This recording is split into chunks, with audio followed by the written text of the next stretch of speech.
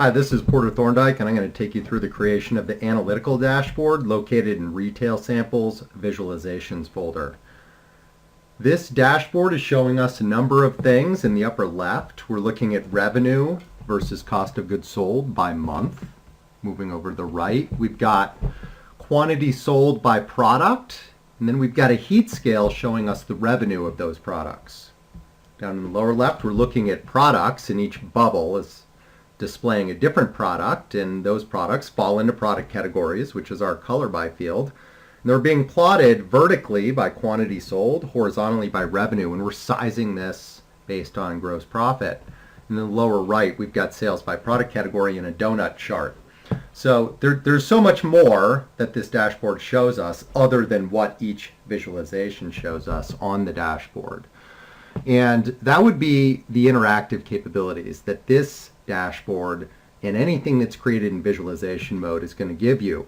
So if you want to start analyzing this, if I want to mouse over the accessories in the donut chart, I get an informational tooltip and I get the ability to filter, exclude, or drill down. The other thing that's going to happen here is that every chart is interactive and aware of the other charts on the screen. So if I'm to do a selection or a marquee select, and I want to filter just accessories and camcorders, that filter is applied to every other chart that I have on the screen.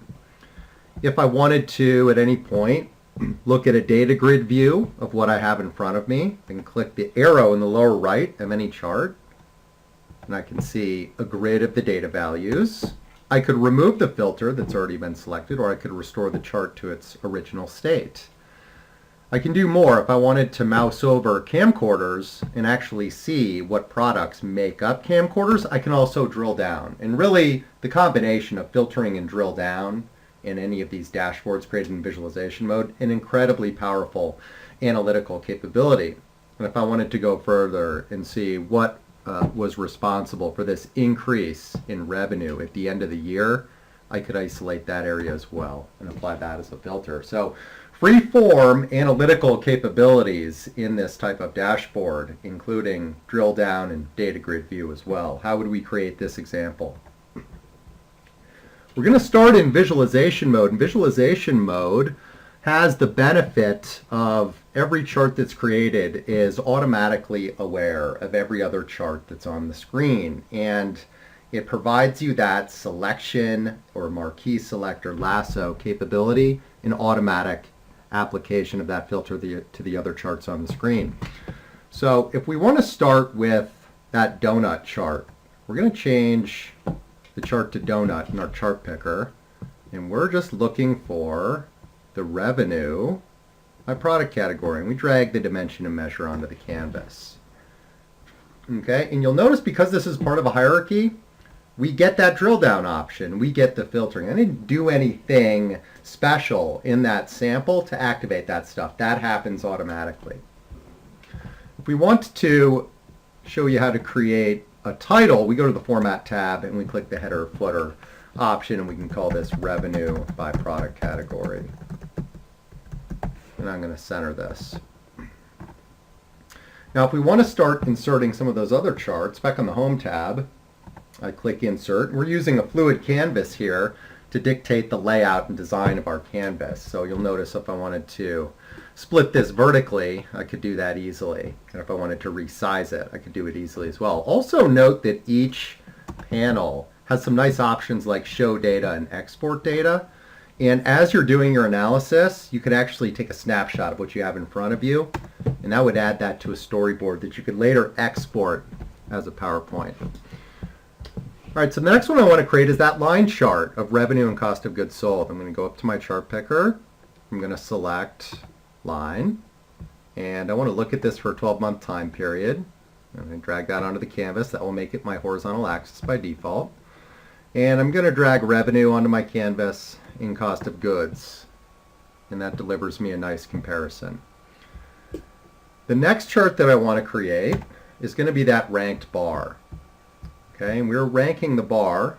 The bar chart is my default, so I can stick with that. We're ranking that bar based on quantity sold. So I'm going to drag quantity sold onto the canvas. And I'm going to drag model onto the canvas. I'll do a couple things. I'll just quickly rotate this by clicking the swap button. If I want to rank it by highest, which I would always recommend, we click the metric, we click the sort down option. Now remember that that had a heat scale, and that heat scale was based on revenue, which we can get by dragging that into the color bucket. Okay, now the fourth chart that I want to create is that bubble chart. Again, we're just going to change the layout. Notice I've gone with a slightly different layout than we had in that sample. It's really easy to move these around if you want them in a specific place, obviously. The bubble chart, one of my favorites.